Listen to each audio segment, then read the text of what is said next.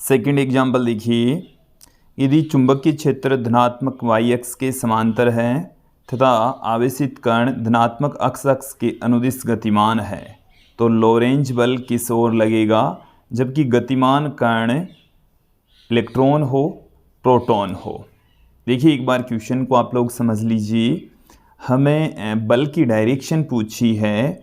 ये मैं एक कार्टेशियन कोऑर्डिनेट सिस्टम ले लेता हूँ। ये हमारे पास में है एक्स एक्सिस, ये है वाई एक्सिस और ये है कागज़ के तल के लंबवत बाहर की ओर जेड एक्सिस।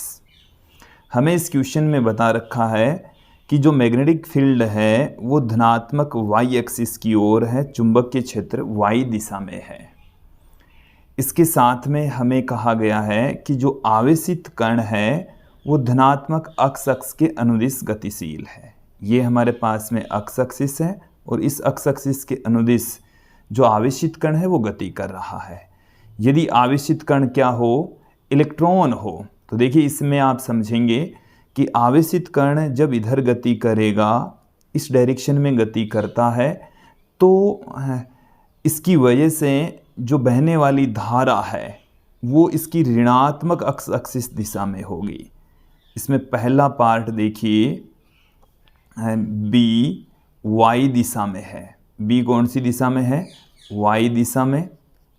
यहाँ पर आवेशित कण का जो वेग है वो है एक्स एक्सिस दिशा में, जबकि बहने वाली धारा आई की दिशा कौन सी होगी? ऋणात्मक एक्स एक्सिस होगी, नेगेटिव एक्स दिशा में ये गति कर रहा है।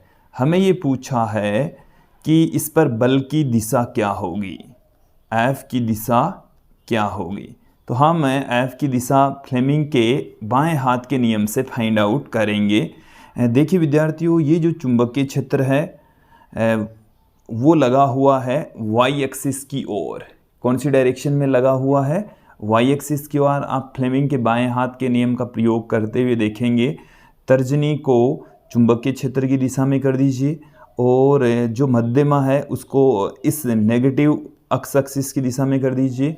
तब जो आपका अंगूठा है वो इस कागज़ के तल के लंबवत अंदर की ओर होगा, अर्थात माइनस जेड एक्स दिशा में होगा। तो बल की जो दिशा है वो हम किससे फाइंड आउट करेंगे?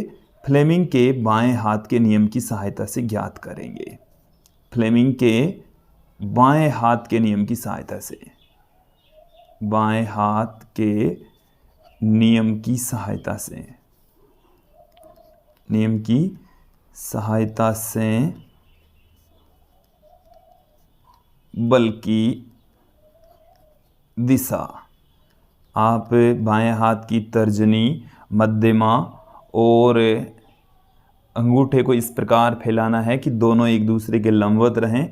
तब आपके पास में इलेक्ट्रॉन पर लगने वाले बल की दिशा प्राप्त हो जाएगी, जो कि माइनस जेड दिशा में होगा। कौन सी दिशा में होगा? माइनस जेड एक्स एक्सिस के अनुदिश होगा, जेड एक्स के अनुदिश होगा। क्लियर?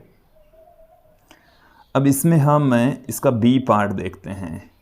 बी पार्ट में हमें पूछा है कि प्रोटॉन, अब की बार आवेशित कण कौन सा है? प्रोटॉन है, धनावेशित कण है। आवेशित कण हमारे पास में है प्रोटॉन, जो कि एक धनावेश है और धनावेश से जो बहने वाली धारा है, अब की बार इस डायग्राम को आप देखेंगे कि धनावेश यदि इधर गति कर रहा है, आवेशित कण का वेग और आई दोनों एक ही दिशा में होगी। तो अब की बार हम क्या करेंगे? तर्जनी को इस दिशा में और मध्यमा को इस दिशा में। तो जो अंगूठा है वो जेड दिशा में होगा। अंगूठा कौन सी दिशा में होगा?